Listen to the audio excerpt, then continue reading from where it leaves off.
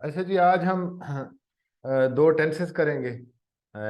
आज और कल इंशाल्लाह हम अपने टेंसेस ख़त्म कर देंगे। फिर हमारा जो आउटलाइन थी ना जी, आउटलाइन जिसको हम फॉलो कर रहे हैं, उसके मुताबिक हमने टेंसेस भी करने थे। तो टेंसेस हमारे ख़त्म हो जाएंगे, फिर हमारी रह जाएगी नरेशन और चेंज ऑफ वॉइस और अपना क्या कहते हैं, कंडीशनल्स।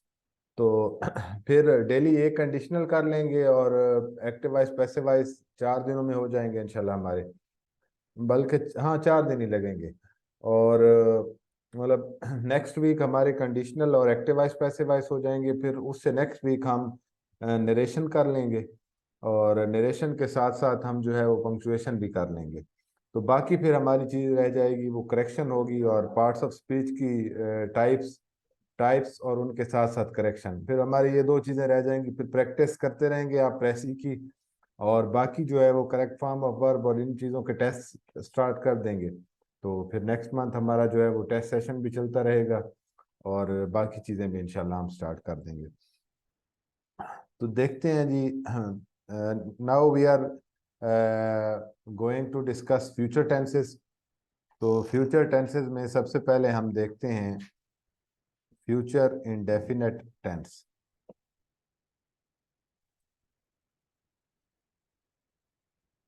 अच्छा जी, फेल, मुस्तकबिल, सादा जी, मुतलक भी कहते हैं। अब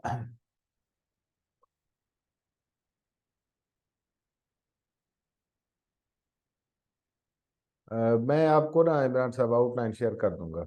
वो जो ऐड है ना, ऐड के ऊपर आउटलाइन डिस्कस की हुई है। पहले लेक्चर में भी हमने शायद जो है वो डिस्कस किया था आउटलाइन को।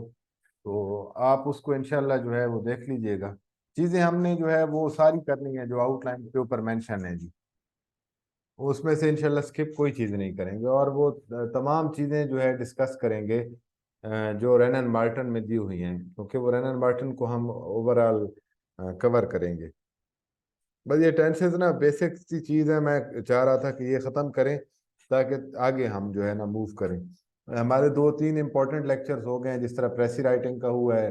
सब्जेक्ट वर्ब एग्रीमेंट का कराना बहुत ज़्यादा ज़रूरी था, क्योंकि जब हम टेंसेस बनाते हैं तो वो सब्जेक्ट वर्ब एग्रीमेंट वाला सारा काम होता है। तो वो बुनियादी तौर पे वो आइडिया देना ज़रूरी था। और नाउन चूँकि हमारा सब्जेक्ट के तौर पे इस्तेमाल होता है, तो नाउन की करेक्शन करवाना भी बहुत ज़्यादा ज़रूरी था। अब जब हमारे टेंसेस हो जाएंगे, फिर इसके बाद हम करेक्ट फॉर्म ऑफ वर्ब भी कर लेंगे इंशाल्लाह। और कंडीशनल्स जब हम करेंगे तो ये बिल्कुल काम समझें कि ख़त्म हो जाएगा, ये हमारा टेंसेस से रिलेटेड या करेक्ट फॉर्म ऑफ वर्ब से रिलेटेड। और वर्ब के साथ हम करेक्शन भी कर लेंगे, तो ये हमारा काम जो है वो वाइंड अप होता जाएगा। अब हम अगर देखें कि हमने क्या क्या चीज़ें कर ली हैं, तो मैं आपको इधर बता देता हूँ। एक हमने पैराग्राफ राइटिंग देख ली है, ठीक है जी, कि पैराग्राफ लिखते कैसे हैं। उसमें हमने सिंगल पैराग्राफ भी देखा था, और हमने ये भी देखा था कि अगर पैराग्राफ हम क्वेश्चन में लिखते हैं तो वो कैसे लिखते हैं जी। इसके अलावा कल तक इंशाल्लाह हमारे टेंसेस भी ख़त्म हो जाएंगे, तो it means almost this part is also complete. उसके बाद हमारी जो है वो सब्जेक्ट वर्ब एग्रीमेंट ये हो चुका है। और हमारा प्रेसी राइटिंग के ऊपर एक डिटेल्ड लेक्चर कल हुआ है। तो इट मीन्स कि ये चीज़ें हमने कर ली हैं, ठीक है। बाकी हमारी चीज़ें रहती हैं, जो रिमेनिंग थिंग्स हैं उनमें जो है वो आपकी पंक्चुएशन है, ठीक है जी, करेक्शन है, उसके बाद नरेशन है, चेंज ऑफ वॉइस है,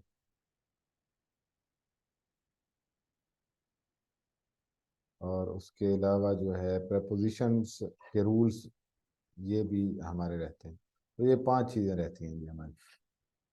ये टेंसेस जब हो जाएंगे तो हमारा नरेशन और चेंज ऑफ वॉइस और कंडीशनल्स ये भी इंशाल्लाह हो जाएंगे 3। ये फिर हमारा इजी है मतलब।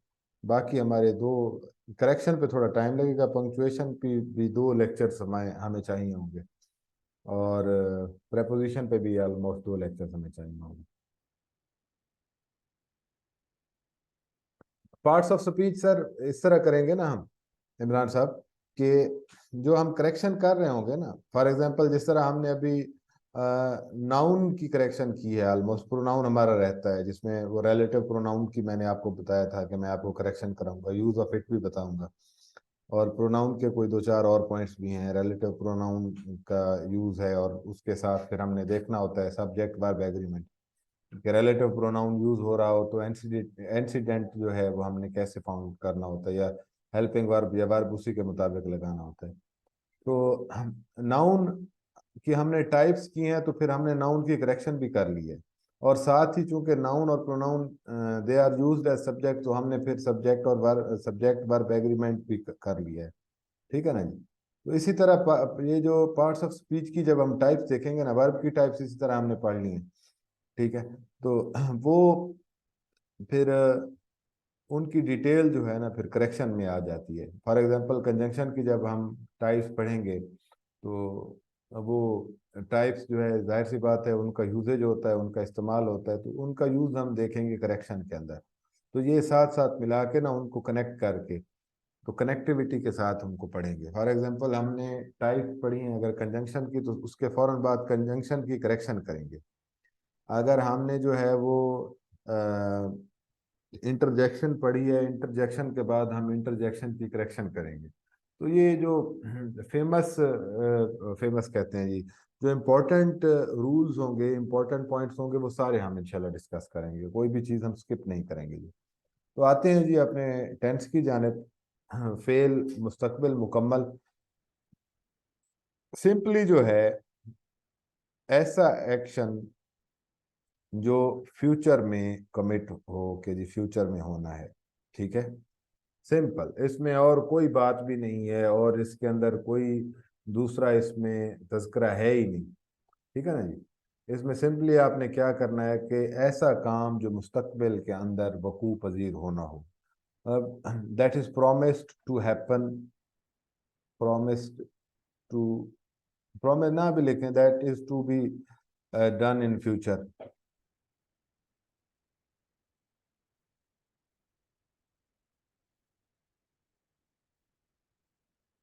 ठीक है जी। अब इनडेफिनेट है ना, मतलब मुतलक है, तो इट मीन्स कि वो जारी नहीं होगा, वो मुकम्मल नहीं होगा। ठीक है जी। वो सादा होगा। तो सिंपली आप कह सकते हैं कि ऐसा काम जो मुस्तकबिल में वकू पजीर होना हो। ठीक है जी। फॉर एग्जांपल इसमें हमारे सारे प्रोमिसेस आ जाते हैं। ठीक है। हमने जो सोचा हुआ है होता है कि मतलब हमने ये काम करना है, फॉर एग्जांपल कि मैं कहता हूँ जी कि मैं कल कॉलेज जाऊंगा। ठीक है। मैं ये काम करूंगा, तुम वहां जाओगे, मतलब जितने भी हमारे फ्यूचर के एक्शंस हैं। ठीक है जी। फ्यूचर के एक्शंस, मुस्तकबिल के काम, ऐसा काम जो मुस्तकबिल में वकू पजीर होना हो, ये सारे जो है फेल मुस्तकबिल सादा में आ जाते हैं। इसकी उर्दू में पहचान होती है यही कि गा गी गे वगैरह, इसमें फिक्रों के आखिर पे आता है। लेकिन आप जब मुस्तकबिल के दूसरे भी देखेंगे तो उनके आखिर में भी यही आता है। तो मुस्तकबिल का तो हेल्पिंग वर्ब गा गी गे ही है उर्दू के अंदर, लेकिन हमने इंडिकेशन क्या देखनी है कि इनडेफिनेट के अंदर फिक्रा जो है वो ना तो मुकम्मल होगा ना तो जारी होगा, बल्कि सादा होगा। तो इसकी इंग्लिश बिल्कुल सिंपल है। फॉर एग्जांपल हम एक सेंटेंस देखते हैं कि जी वो कल लाहौर जाएगा। एक करेक्शन भी आती है जी, दो वर्ड्स हैं हमारे पास,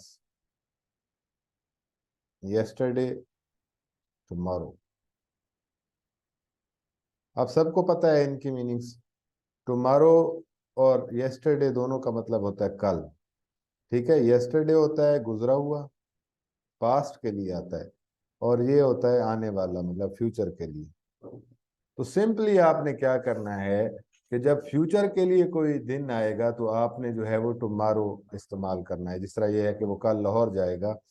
तो अब हम देखते हैं कि इसमें हमने ट्रांसलेशन कैसे करनी है, फिक्रा बनाना कैसे है। ठीक है जी। ये बड़ा आसान सा काम है, इसमें कोई मुश्किल नहीं है।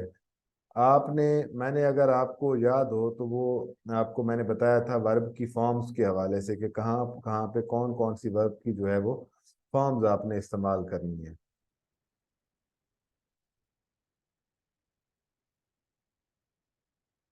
अगर किसी को याद है तो आप देख सकते हैं कि मैंने आपको बताया था कि फ़ेल हाल मुतलक में, फ़ेल माजी मुतलक के नेगेटिव और सवालिया में, और फ़ेल मुस्तकबिल सादा में आपने वर्ब की जो है वो पहली फॉर्म इस्तेमाल करनी है। तो आप ये जहन में रखिएगा कि ये फ़ेल मुस्तकबिल सादा के अंदर आपने जो है वर्ब की फर्स्ट फॉर्म इस्तेमाल करनी है। ठीक है जी। तो अब इसका तरीकाकार, अच्छा हेल्पिंग वर्ब भी देख लेते हैं। इसमें हेल्पिंग वर्ब लाजमी इस्तेमाल होते हैं जी। हेल्पिंग वर्ब इसमें इस्तेमाल होते हैं शेल और विल। विल और शेल, आई और वी जो फर्स्ट पर्सन है जी, ठीक है, इनके साथ शेल इस्तेमाल होता है, बाकी सब के साथ विल इस्तेमाल होता है। अब इसका इंग्लिश में जो फिक्रा बनाने का तरीका है वो बड़ा आसान है। सेम हमने वही पैटर्न फॉलो करना है। सबसे पहले सब्जेक्ट, फिर हेल्पिंग वर्ब, फिर वर्ब, फिर ऑब्जेक्ट। ठीक है जी।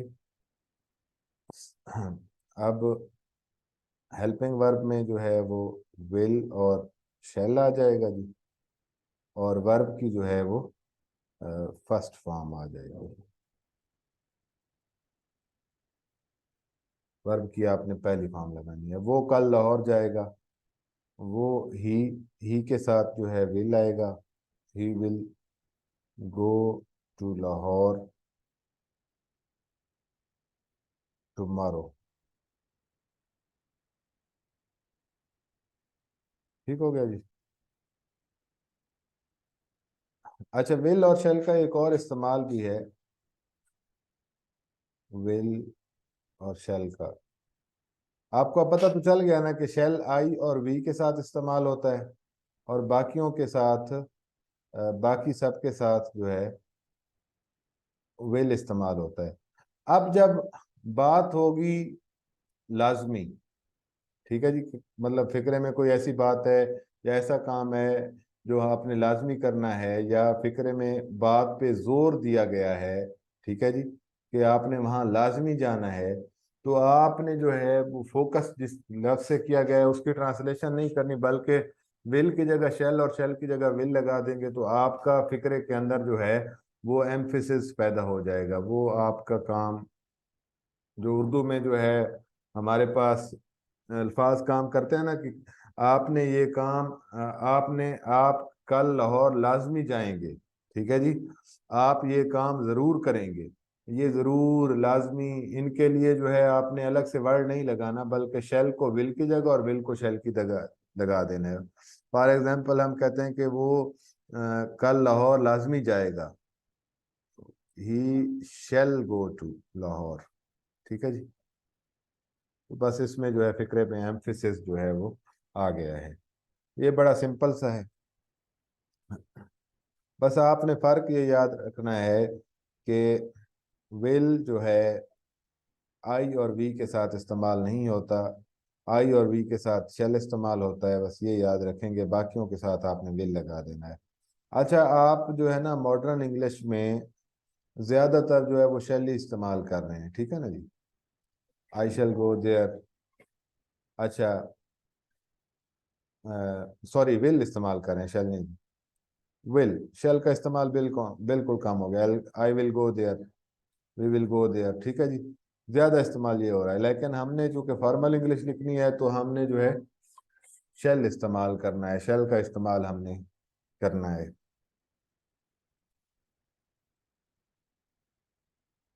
इसी तरह जो है आप, फॉर एग्जांपल, हम फुटबॉल खेलेंगे, वी विल प्ले फुटबॉल। अच्छा जी। अच्छा, अगर आपको कंफ्यूजन हो रही है कि क्या इस्तेमाल करें, तो आप इस तरह भी कर सकते हैं, बस ऊपर अपोस्ट्रॉफी लगाएं, आगे डबल एल लगा दें।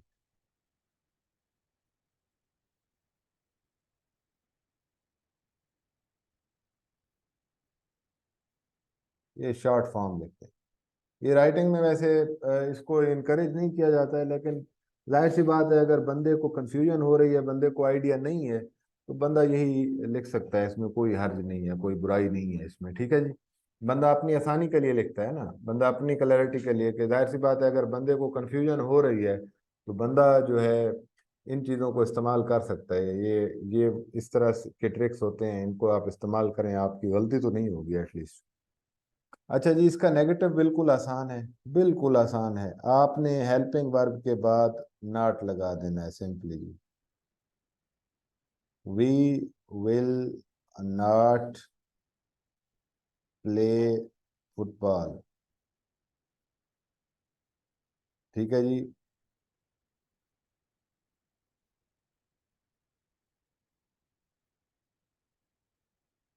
ये शेल कर दें। They will not